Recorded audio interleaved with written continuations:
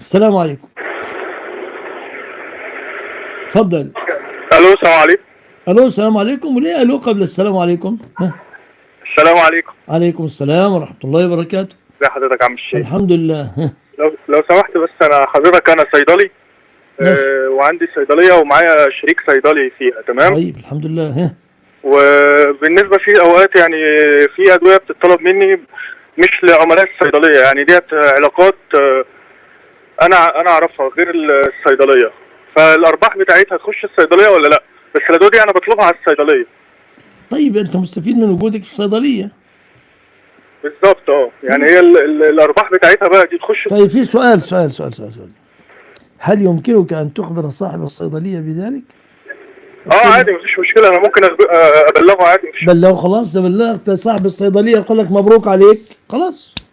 تمام ماشي. لكن كتقييد لا، لازم الصيدلية لها نسبة. تمام ماشي، شكرا.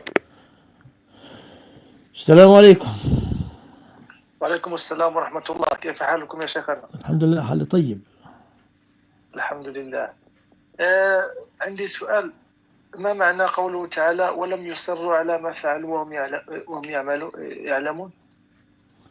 لم يصروا على ما فعلوا، لا يستمروا على فعلهم المحرم، بل يتوبوا إلى الله منه وهم يعلمون اسم الذنب، وهم يعلمون أن هذا ذنب. هم يعلمون، احتملت عدة احتمالات، يعلمون أن هذا ذنب، يعلمون أنهم يعاقبون عليه. نعم. نعم. ولم يصروا يعني الإصرار في الذنب أم ماذا؟ لم يصروا على الذنب، على البقاء على الذنب. نعم جزاكم الله خيرا. وإياكم.